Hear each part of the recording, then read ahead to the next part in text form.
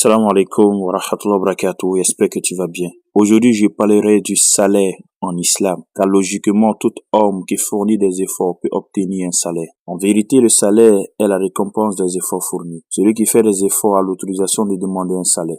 Comme par exemple, dans la sourate 18, verset 77, Allah Azza wa Jal rapporte la causerie entre Moïse, alayhi salam, et un savant. Moïse dit à l'homme savant de demander un salaire après qu'il ait redressé un mur. Sourate 18, verset 77. En réalité, le musulman a deux salaires. La première, c'est qu'il y a un salaire qu'il obtient chez les hommes après certains efforts fournis, qui va lui permettre d'acheter et de consommer ce qui est nécessaire et halal pour lui dans ce monde. La deuxième, c'est qu'il a un salaire auprès du Créateur après avoir cru en Dieu et fourni de bonnes actions et surmonter les épreuves de la vie. Et le Créateur peut le payer deux fois, ici-bas et dans l'au-delà, ou le priver ici-bas et le récompenser entièrement dans l'au-delà. C'est pour ça, dans le Coran, chaque prophète disait « Mon salaire n'incombe qu'Allah », selon Sourate 10, verset 72, Sourate 11, verset 29, Sourate 25, verset 57.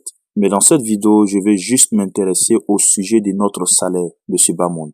Parce qu'avec Dieu, il n'y a pas de problème. Mais avec les êtres humains, il y a un grand problème. C'est pour ça, l'islam interdit catégoriquement toute personne qui refuse de payer une personne après avoir travaillé pour lui, ou manger illégalement le salaire d'une personne qui a travaillé. Par exemple, Dieu dit dans la sourate An-Nisa, sourate 4, verset 29, que les uns d'entre vous ne mangent pas les biens des autres illégalement. Ainsi, manger le salaire d'une personne, c'est manger ses biens. Celui qui mange le salaire d'autrui ou de son employé a commis un mal. Et le mal équivaut presque au crime, car le salaire d'une personne représente sa subsistance, sa vie, ses rêves, son avenir. Quand une personne passe son temps à ne pas payer le salaire des gens, il le tue alors qu'il est vivant. Quelqu'un qui ne paye pas ses employés est capable de détruire la vie d'une personne et le mettre en retard. Le salaire de ses employés est comme s'il consommait le feu. Ainsi, celui qui bloque ou mange le salaire d'une personne commet un grand péché. C'est pour ça dans le livre d'Al-Bukhari, un hadith qui a été rapporté par Abu Huraira, et le messager de Dieu alayhi salam a dit, Allah dit, je serai contre trois personnes le jour de la résurrection. Et le troisième est celui qui emploie un ouvrier et obtient le plein travail effectué par lui, mais ne lui paye pas son salaire. Ça veut dire, Dieu va punir sévèrement ceux qui sont et qui font travailler les gens pleinement et ne leur donnent pas leur salaire. C'est pour ça le prophète alayhi salam est la meilleure des choses. Meilleur exemple. Anas ibn Malik, un jeune compagnon, parlant du prophète alayhi salam dit, le messager d'Allah alayhi salam n'a jamais retenu le salaire de qui que ce soit. L'islam interdit cette injustice, car celui qui ne paye pas ses employés s'enrichit et appauvrisse ses employés. Ainsi, certaines personnes peuvent travailler pendant des années avec les promesses de paiement et vers la fin, on paye une partie de leur salaire et bloque le reste du salaire. En effet, l'islam condamne cela, car l'employé mérite l'intégralité de son salaire. Par exemple, dans le livre de Bulugh al-Maram, d'après Abu Saïd al-Khudri, le messager de Dieu alayhi salam a dit, celui qui engage un ouvrier doit lui payer l'intégralité de son salaire. L'islam ordonne l'intégralité du salaire d'un employé, car celui qui ne reçoit pas tout son salaire est comme une personne qui a reçu une chemise mais n'a pas reçu un pantalon. Ainsi, il est à moitié nu. Il a besoin d'un pantalon pour pouvoir sortir devant les gens. Aujourd'hui, certaines entreprises ont plusieurs méthodes pour ne pas payer leurs employés et d'autres des hommes de chantier, que ce soit la maçonnerie, le carrelage, électricien, peintre, etc.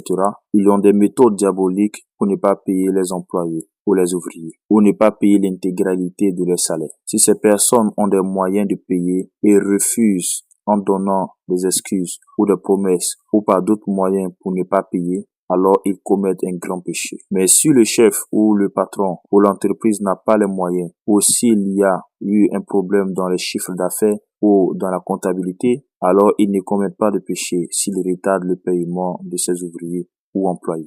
Souvent dans les entreprises, il y a souvent des intermédiaires entre l'employé et le patron. Et le salaire qu'on reçoit n'est pas le vrai salaire, car celui qui est chargé comme intermédiaire pour payer les gens diminue le salaire des gens. C'est pour ça le messager d'Allah alayhi salam a mis en garde les musulmans et les non-musulmans contre ces personnes. Par exemple, dans le livre authentique de Abu Daoud, Abu Saïd al-Khudri dit, le messager d'Allah a dit, méfiez-vous des distributeurs de salaire Et nous avons demandé au messager d'Allah qu'est-ce que les distributeurs de salaire. Il a dit ceux qui partagent par le peuple, puis elle est réduite. Les savants ont dit celui qui partage à un groupe et réduit ce que les gens doivent recevoir, c'est-à-dire la corruption. Ainsi, cela est beaucoup dans notre société moderne, que ce soit un travail professionnel ou simple. Souvent, tu es payé à 150 000 francs, mais tu reçois 80 000 francs. Souvent, dans le bulletin du pays, il y a 100 000 francs qui est écrit, mais tu reçois dans ta main 75 000 francs. Certains vont dire, ils ont coupé dans ton salaire, assurance, impôts, taxes, etc.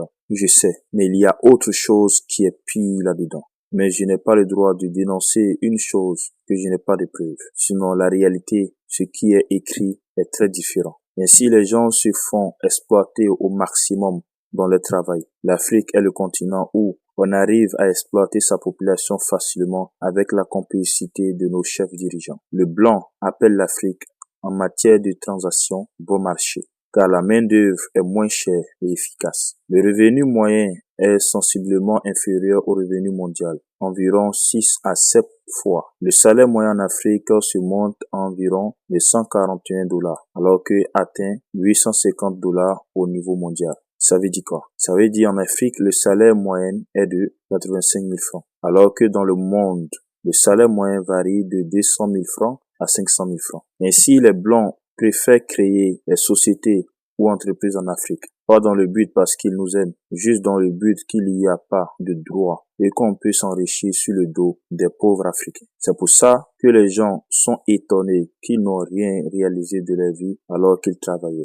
C'est parce que le salaire que la majorité des Africains reçoivent n'est pas un vrai salaire. C'est pour ça l'islam condamne toutes ces injustices et corruptions. Et parmi ces injustices, l'islam interdit de retarder le salaire d'une personne, car le salaire de son employé ou ouvrier intentionnellement peut pousser à ne pas payer ces personnes. Car plus la personne retarde le salaire, plus ça devient difficile de payer. Le patron ou le chef d'entreprise doit payer automatiquement et plus rapidement dès possible. Dans le livre des hadiths célèbres Boulouk al-Maram et d'autres livres authentiques d'hadiths, d'après Ibn Umar radiallahu anhu, le messager de Dieu alayhi salam dit: donnez au travailleur embauché son salaire avant que sa sueur ne sèche. Cela veut montrer que le salaire doit être payé aussi rapidement que possible. Dans le livre de Ahmed, on nous a rapporté que le messager de Dieu alayhi salam dit: mais un louvrier reçoit son plein salaire que lorsqu'il a terminé son travail.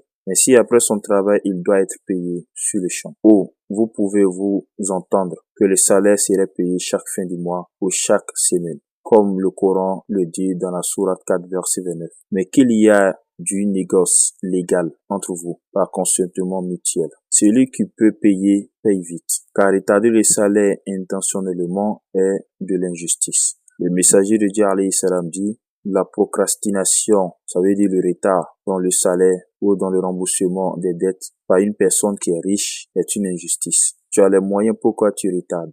Et cela s'applique sur les chefs d'entreprise qui retardent le salaire, parce que le salaire des gens suit une personne est comme une dette. Dans le livre d'Abu Daoud, le prophète alayhi salam dit: le retard de paiement de la part de celui qui possède des moyens rend licite de le déshonorer et de le punir. Certains savants disent: déshonorer signifie qu'on peut lui parler brutalement, et punir signifie qu'il peut être emprisonné pour cela. Mais malheureusement, il n'y a pas assez de justice en Afrique pour emprisonner les chefs d'entreprise. Le seul moyen que les ouvriers ou employés ont, c'est de voler ou insulter son patron derrière lui. Ainsi, pour éviter tout cela, l'entreprise doit payer vite ses employés. Ainsi, je vais m'arrêter ici pour aujourd'hui. J'espère que j'ai pu résumer ce sujet. Ainsi, cette vidéo prouve que l'islam ne parle pas uniquement de solat, de ramadan, de pèlerinage, mais l'islam parle de la vie sociale, des besoins de l'être humain et condamne toutes sortes d'injustices depuis des siècles passés. C'est ici, je vais te dire, on sera la prochaine, Inch'Allah.